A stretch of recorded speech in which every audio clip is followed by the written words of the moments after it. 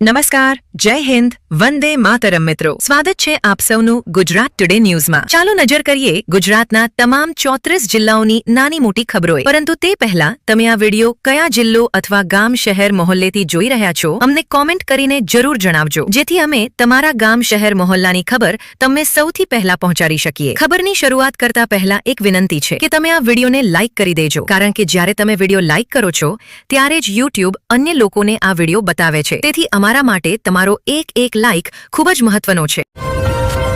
અહમદાબાદ શહેરમાં શાળાઓને બોમ્બથી ઉડાવી દેવાની ધમકી ભરેલા ઈમેલ શાળાઓ અને અભિભાવકો માટે માથાનો દુખાવો બની ગયા છે. છેલ્લા એક મહિનામાં બીજી વખત શહેરની 15થી વધુ શાળાઓને બોમ્બથી ઉડાવી દેવાની ધમકી મળી છે. માત્ર એક ઈમેલ મળવાથી હજારો લોકોના જીવ જોખમમાં પડી શકે છે.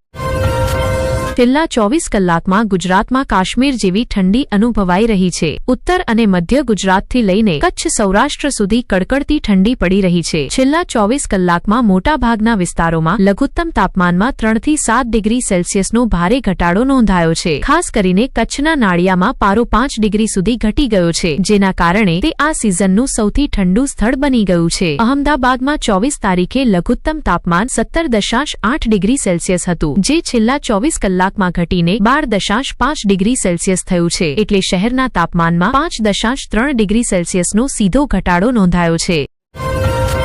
હીરાનગરી તરીકે જાણીતા સુરત શહેરમાંથી એક શરમજનક ઘટના સામે આવી છે. વસંત પંચમીના પવિત્ર સરસ્વતી પૂજાના અવસરે વેડ રોડ સ્થિત આનંદ પાર્ક સોસાયટીમાં આયોજિત એક કાર્યક્રમથી સ્થાનિક લોકોમાં ભારે રોષ ફેલાયો છે, કારણ કે કાર્યક્રમમાં ભક્તિની જગ્યાએ અભદ્રતા પીરસવામાં આવી. ધાર્મિક કાર્યક્રમના નામે મહિલાઓને મંચ પર એક નાટક રજૂ કરાવવામાં આવ્યું, જે સમગ્ર વિસ્તારમાં ચર્ચાનો વિષય બની ગયું છે.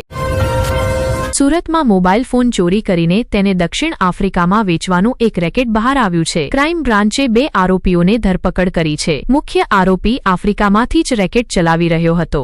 આરોપી આફ્રિકા જતા સમયે મોબાઈલ ફોન દક્ષિણ આફ્રિકા મોકલી દેતો હતો. અત્યાર સુધી 30થી વધુ ચોરીના મોબાઈલ ફોન આફ્રિકા મોકલાઈ ચૂક્યા છે. પોલીસ મોબાઈલ રેકેટની આગળની તપાસ કરી રહી છે.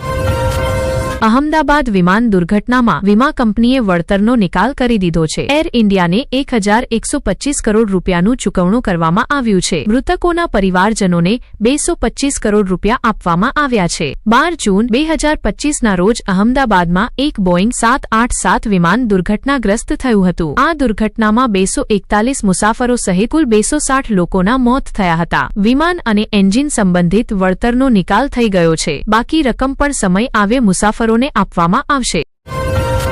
પ્રયાગરાજમાં જગતગુરુ શંકરાચાર્ય અવિમુક્તેશ્વરાનંદ મહારાજ અને તેમના સાધુઓ સાથે થયેલા કથિત અત્યાચાર અને અપમાનના વિરોધમાં આજે વડોદરામાં યુવા કોંગ્રેસ અને NSUIના કાર્યકરોએ પ્રદર્શન કર્યું. શહેરના ન્યાય મંદિર ભગતસિંહ ચોક પાસે કોંગ્રેસ કાર્યકરોએ ઉત્તર પ્રદેશના મુખ્યમંત્રી યોગી આદિત્યનાથની તસવીર પર કાળી શાહી નાખીને ઉગ્ર વિરોધ નોંધાવ્યો.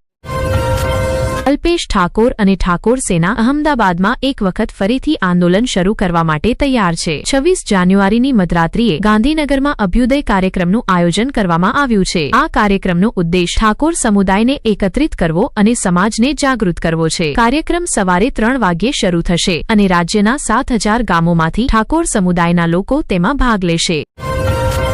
સુરતના પાલ વિસ્તારમાં એક શાળાના વાર્ષિક સમારોહ દરમિયાન ઝપાઝપી થઈ ગઈ. શાળા પ્રશાસન અને સંચાલકો વચ્ચે શાળા વ્યવસ્થાપનને લઈને તીખી બહેસ થઈ. અજાણ્યા લોકોએ શાળા સમારોહ દરમિયાન લોકો વચ્ચે હાથાપાઈ કરી. લોકો વચ્ચે હથિયારો વડે મારામારીનો એક વિડિયો સામે આવ્યો છે. આ વિડિયો સોશિયલ મીડિયા પર વાયરલ થઈ ગયો છે.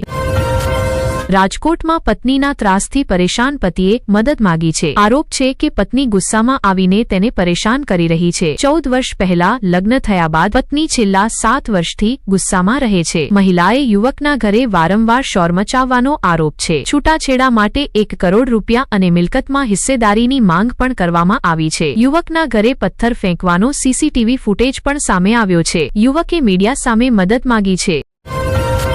જામનગરના વંદાફળી વિસ્તારમાં થયેલી નિર્દય હત્યાના આરોપીઓ ઝડપાયા છે. પ્રેમ લગ્નના વિવાદમાં સાળા સહિત 2 લોકોએ હુમલો કર્યો. ઘરમાં ઘૂસીને સાળાએ ચાકુથી વાર કરીને તેની નિર્દય રીતે હત્યા કરી. પોલીસે CCTV ફૂટેજ અને ટેકનિકલ વિશ્લેષણના આધારે તપાસ કરી. સ્થાનિક ક્રાઇમ બ્રાન્ચ અને પોલીસે અલગ અલગ ટીમો બનાવીને ફરાર આરોપીઓને ઝડપી લીધા.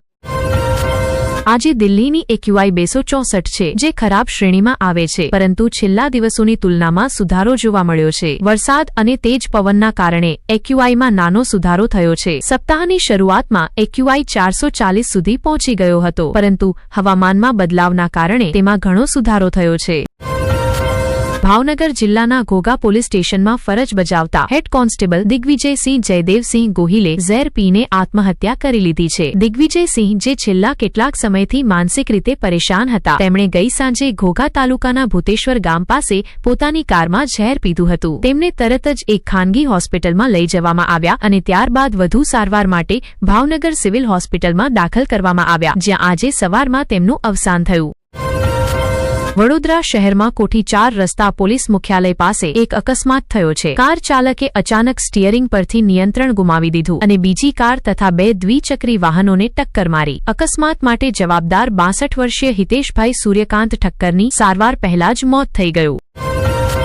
બાંગ્લાદેશમાં આવતા મહિને સામાન્ય ચૂંટણી થવાની છે, પરંતુ રાજકીય ઉથલપાથલ ચાલુ છે. શેખ હસીનાની આવામી લીગ પર પ્રતિબંધ મૂકવામાં આવ્યો છે. પૂર્વ વિદેશ મંત્રી હસન મહમૂદે ચૂંટણીની વિશ્વસનીયતા પર પ્રશ્ન ઉઠાવ્યો અને હિન્દુઓ પર થયેલા હુમલાઓને ભયાનક ગણાવ્યા. અહમદાબાદની શાળાઓમાં બોમ્બ વિસ્ફોટની ધમકીઓ અંગે સાયબર ક્રાઇમ વિભાગમાં પોલીસ ફરિયાદ નોંધાઈ છે. ઈમેલમાં ખાલિસ્તાન સંબંધિત સંદેશાઓ હતા. તેમાં પ્રધાનમંત્રી અને અમિત શાહને નિશાન બનાવવાનો પણ ઉલ્લેખ હતો. સાયબર ક્રાઇમ વિભાગના PSIએ ફરિયાદ નોંધાવી છે. સુરતમાં નકલી ડોક્ટર કમલેશકુમાર રાયને લસકાણા પોલીસે પકડીને અહમદાબાદ સેન્ટ્રલ જેલ મોકલી દીધો છે. 2025માં ધરપકડ થયા છતાં તે પોતાનો ધંધો ચાલુ રાખતો હતો. ડિગ્રી ન હોવા છતાં તે એલોપેથિક દવાઓ અને ઇન્જેક્શન આપતો હતો, જેના કારણે દર્દીઓની ખોટી સારવાર થતી હતી. સુરતમાં પહેલી વખત નકલી ડોક્ટરો સામે પાસા હેઠળ કાર્યવાહી કરવામાં આવી છે. પોલીસની આ કડક કાર્યવાહી બાદ અન્ય નકલી ડોક્ટરોમાં ખળભળાટ મચી ગયો છે. વડોદરાના કરજણ વિસ્તારમાં મગરમચ્છને નિર્દય રીતે મારવાના આરોપીઓ વન વિભાગના ચાંપે ચઢ્યા છે. મગરમચ્છને લાકડીઓથી મારવાનો વિડીયો વાયરલ થયા બાદ કરજણ વન વિભાગે તેના આધારે તપાસ શરૂ કરી. તપાસ દરમિયાન મગરમચ્છને લાકડીથી મારનાર 2 લોકોની ઓળખ કરી તેમને ધરપકડ કરવામાં આવી છે. બંને આરોપીઓને કરજણ ઉપ જેલ મોકલવામાં આવ્યા છે. અહમદાબાદના વાસણા વિસ્તારમાં એક વ્યસ્ત માર્ગ પર કાર પર થયેલા હુમલાથી અફરાતફરી મચી ગઈ. સફેદ રંગની કારમાં સવાર યુવકોએ કારને રસ્તાના મધ્યમાં રોકીને એક કાળી થાર પર નિર્દય રીતે હુમલો કર્યો. હુમલાખોરોએ થારનો કાચ તોડી નાખ્યો, જેના કારણે રસ્તા પર ભારે ટ્રાફિક જામ થયો. સમગ્ર ઘટનાનું CCTV ફૂટેજ પણ સામે આવ્યું છે, જેમાં કારને રસ્તા પર રોકીને ખુલ્લેઆમ હુમલો કરતા જોવા મળે છે. મુંબઈના ઓશીવારા ગોળીબાર કાંડના સંદર્ભમાં ઓશીવારા પોલીસે અભિનેતા અને દિગ્દર્શક કમલ આર ખાન ઉર્ફે KRKને ધરપકડ કર્યો છે. મુંબઈ પોલીસની એક ટીમે KRKની પૂછપરછ કરી. KRKએ પોતાના લાયસન્સ ધરાવતા હથિયારથી ગોળી ચલાવ્યાની કબૂલાત કરી છે.